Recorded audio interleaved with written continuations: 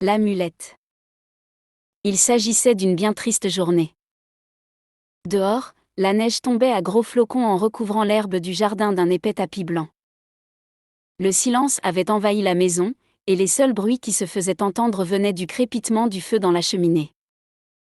Suzy, debout devant la fenêtre du salon, ferma lentement les yeux. Sous ses paupières closes, une série d'images défila, des souvenirs qu'elle pensait avoir oubliés depuis bien longtemps.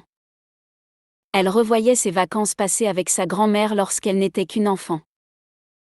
Elle pouvait presque sentir l'odeur des gâteaux qui cuisaient dans le four, promesse de goûter gourmand. Le soir venu avant d'aller dormir, sa grand-mère lui racontait des histoires fabuleuses que Suzy écoutait avec le plus grand des plaisirs. Contrairement aux classiques contes de fées, ces fables parlaient de différentes périodes historiques. Ancienne Égypte, Moyen-Âge, Antiquité chinoise, âge d'or des Incas, découverte de l'Amérique, et même en de rares occasions, l'avenir avec ses cités voguant dans l'immensité de l'espace. Mais où sa grand-mère trouvait-elle une si merveilleuse imagination ?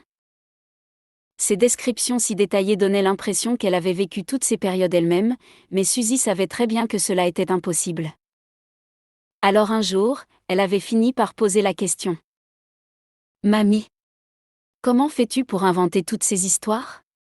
Tu les as lues dans des livres ? » « Non, ma chérie, » avait-elle répondu avec un sourire mystérieux sur les lèvres. « Je les connais grâce à un objet magique que m'a laissé mon père. » Lui-même le tenait de son père, et c'est ainsi depuis de nombreuses générations dans notre famille. Un jour je te le donnerai, tu comprendras alors. Les années s'étaient écoulées, et Suzy avait grandi. Malgré son travail et sa vie d'adulte, elle avait toujours gardé contact avec sa grand-mère. Les parents de Suzy ne partageaient pas la même passion pour cette vieille femme qu'ils trouvaient excentrique, voire un peu folle.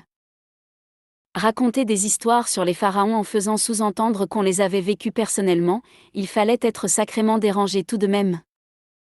Un faible sourire apparut sur le visage de Suzy. Sa grand-mère était peut-être fantasque, mais certainement pas folle. Elle rouvrit les yeux et constata que dehors la neige tombait de plus belle. Avec un profond soupir, elle quitta la fenêtre pour s'approcher du divan situé non loin de la cheminée. Elle prit dans ses mains la tasse de thé chaud qui l'attendait sur la table basse et s'assit confortablement en fixant du regard les deux objets qu'elle avait ramenés du notaire. Ce matin, sa grand-mère avait été enterrée. Dans son testament, elle n'avait légué que quelques bricoles sans valeur, ce qui avait rendu la mère de Suzy folle de rage, pensant qu'elle allait enfin récupérer l'argent qui lui revenait de droit. Ce n'avait pas été le cas, la vieille femme n'avait presque rien. À sa petite fille, elle avait légué une lettre parcheminée scellée à la cire, une petite boîte mystérieuse finement ouvragée, ainsi qu'une instruction. Avant d'ouvrir le coffret, lire le parchemin. Suzy but une gorgée de thé chaud avant de reposer sa tasse et de prendre la mystérieuse lettre. Elle l'ouvrit lentement, et prit un soin particulier afin de ne pas déchirer le parchemin en brisant le sceau. L'écriture fine et élégante de sa grand-mère remplissait la page. Au fur et à mesure de sa lecture, les sourcils de Suzy se froncèrent de plus en plus. Elle reposa le parchemin sur la table basse et prit de nouveau sa tasse. Tout en fixant le coffret ouvragé, elle ne put s'empêcher de murmurer. Un objet qui permet de voyager dans le temps ? Impossible. Tout en se disant que finalement sa grand-mère avait peut-être perdu la tête durant les derniers jours de sa vie, elle se pencha en avant pour ouvrir le coffret.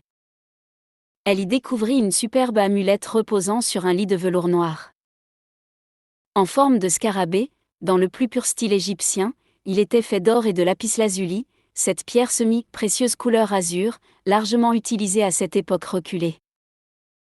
Les doigts de Suzy s'approchèrent de l'amulette, mais au dernier moment, avant de la toucher, elle se rappela l'avertissement que sa grand-mère lui avait laissé dans sa lettre.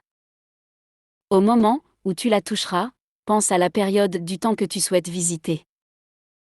Si tu veux aller à une année précise, ce qui n'est pas une obligation, n'utilise pas la numérotation de notre calendrier, l'amulette ne la connaît pas. Au lieu de cela, pense à un événement historique très précis et pour le futur, commence par penser simplement au futur proche de ton époque. Quoi qu'il en soit, ne laisse pas ton esprit errer entre plusieurs périodes, car il pourrait arriver de grands malheurs. Rappelle-toi également que les personnes de l'époque que tu visites ne pourront pas te voir. Tu seras pour eux un fantôme invisible, mais tu pourras interagir avec ce qui t'entoure dans une certaine mesure. Pour finir, tu reviendras automatiquement à ton époque au bout de quelques heures. Suzy haussa les épaules. Elle était sûre que cet objet ne pouvait pas être un appareil à voyager dans le temps.